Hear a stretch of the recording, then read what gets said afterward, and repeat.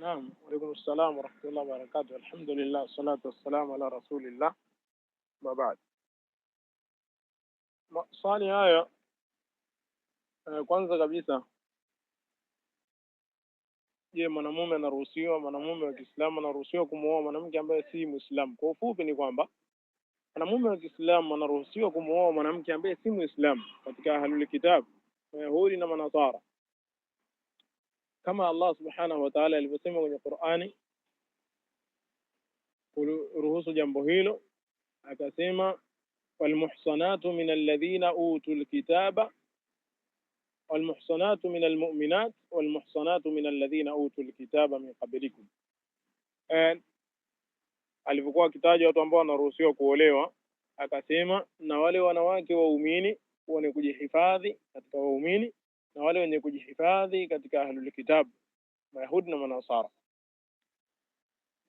Sasa hawa wanaruhusiwa kuolewa, lakini kwa sharti ambazo baadhi ya wanawachuoni wamezitaja. Ni dini ya mwanamke isije kaathiri dini ya mwanamume, yani ule uyahudi wake na ukristo wake sio kaathiri uislamu wa mwanamume.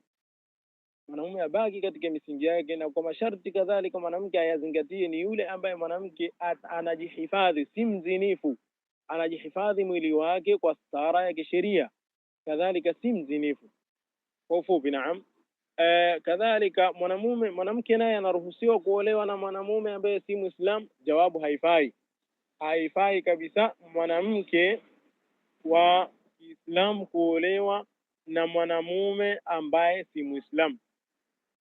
Kwanza katika hapa mwanamume kumuoa mwanamke ambaye si Muislam, Allah alivyosema walmuhsanatu minal mu'minat walmuhsanatu minal ladhina utul kitab min qablikum, wanawachuoni wana maneno yao, wanasema wala khilafa baina ahli ilmi, wala hakuna tofauti baina ya wanawachuoni fi ibahati nikahil harairi min ahli alkitab au ahli alkitab, nikahi harairi ahli alkitab, wala hakuna tofauti kwa wanawachuoni, yani hawajatofautiana ya kwamba ni jambo ambalo lafaa mwanamume kumuoa wale wanawake ambao ni waungwana katika ahlul kitab, yani wanawake ambao ni huru. Naam. Kadhalika kauli ya Allah subhanahu wa ta'ala alivyosema kadhalika walmuhsanatu min alladhina utul kitab, mwanachuoni Ibn Kathir rahimahullah ta'ala katika tafsiri yake ana maneno yake mazuri, akasema wa uhilla lakum, na mmehalalishiwa nyinyi nikahu kuoa al-afaifi min al-mu'minat, wale wanawake wenye kujizuia katika waumini, yani wale wanawake ambao ni wema cha Mungu katika waumini wenye kujihifadhi miili yao, kadhalika wenye kujizuia na machafu kama zina na mfano wake. Kadhalika akasema wal afaifi, na wale wanawake wenye kujizuia wenye kujihifadhi min ahli alkitabi, katika ahlul kitab, min alyahudi, katika mayahud, wan nasara, na manasara.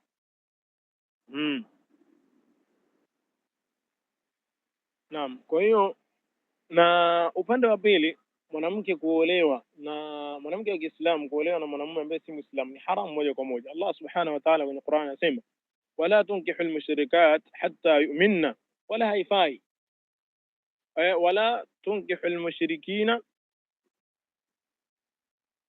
la subhanallah, wala tunkihul mushrikina hatta yu'minu, wala tunkihul mushrikina hatta yu'minu. Allah akasema wala musiwaozeshe washirikina, wanamume ambao si Waislamu, mpaka wamuamini Allah subhanahu wa ta'ala, mpaka wamuamini Allah subhanahu wa ta'ala. Wala tunkihul mushrikina hatta yu'minu, wala musiwaozeshe wanamume ambao si Waislamu, watoto zenu wa kike, mabinti zenu, shangazi zenu, mama zenu, mkakubali kuolewe na makafiri mpaka wamuamini Allah subhanahu wa ta'ala. Naam. Kadhalika wanawachuoni wana maneno yao, wanasema ajma'a ahlul ilmi, wamekubaliana wanawachuoni ala anna al-kafira, ya kwamba mtu ambaye ni kafiri la yatazawwaju al-muslima, haruhusiwi kumuoa mwanamke ambaye ni Muislamu. Na huu msimamo atakiwa awe naye baba na yule walio mwanamke, kwa sababu sasa hivi kuna udhaifu mkubwa umepuuziwa, watu kuozesha mabinti zao kwa sababu tayari wao washapendana, akampa jikafiri likamchukua mtoto wake. Naam, kadhalika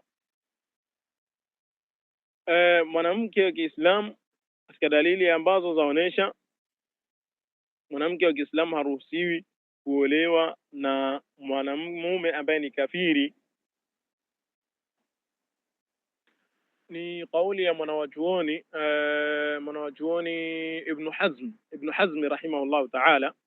Ana maneno yake na anasema, wattafaqu, wamekubaliana ahlul ilmi, wanawachuoni na waislamu wote, anna almuslimata, hakika mwanamke wa Kiislamu, la yahillu, fi halali, ni haramu maana yake, an yatazawajaha, kuolewa mwanamke huyo wa Kiislamu, kafiru, na kafiri, na mwanamume ambaye ni jikafiri, mpaka liamini ili jikafiri, sababu limekataa kumwamini Allah subhanahu wa ta'ala. Vipi umpe binti yako, umpe mwanao? Haifai. Kwa hiyo alakhi, kwa kifupi ni kwamba haifai mwanamke wa Kiislamu kuolewa na mwanamume ambaye ni kafiri, na upande wa pili yafaa Muislamu kumuoa mwanamke ambaye ni ahlul kitabi katika Wayahudi na Manasara, lakini kwa masharti ambayo yamewekwa. Na sababu iliyopelekea mwanamke asiolewe na Muislamu, asiolewe na mwanamume ambaye ni kafiri, ni kwa sababu mwanamume yeye ndiyo msimamizi. Kwa hiyo hapa kuna ile dhana iliyokubwa ni kwamba mwanamke dini yake itaathiriwa, itaharibiwa na hili jamaa ambalo ni kafiri, dini yake itaharibika hapo. Kwa hiyo lazima, kama Allah alivyosema kwenye Qur'ani ya kwamba ar-rijalu qawwamuna 'ala an-nisa, huu usimamizi huu atakaofanya mwanamume kwa huyu mwanamke wa Kiislamu utamwathiri mwanamke kumtoa katika dini yake. Kadhalika na watoto vile vile wataathirika na dini ya baba yao ambao ni jikafiri hili. Kwa hiyo utapoteza familia yako, utapoteza familia ya binti yako kwa sababu ya kuliozesha jikafiri. Kiufupi ni kwamba ni haramu jambo hili moja kwa moja. Aya zipo hivyo, kadhalika na maneno ya wanawachuoni na ni mengi, na kuna ikhwa humu hata unaweza kulifafanua kwa uzuri zaidi, sababu sisi wengine ni wadhaifu, ndio udhaifu wetu huo kwa elimu zetu chache. Lakini wapo mashekhe humu ndani, sema tu anapenda kukaa kimya, wanapenda kujirudisha nyuma. Allah tuongoze sisi na zetu wote Waislamu, kadhalika atupe ilmu nafi' wa al-amal salih. فالله سبحانه وتعالى أن يرزقنا العلم النافع والعمل الصالح، إنه جواد كريم. نعم، kwa kifupi akhi ni hivyo. والله تعالى أعلى وأعلم.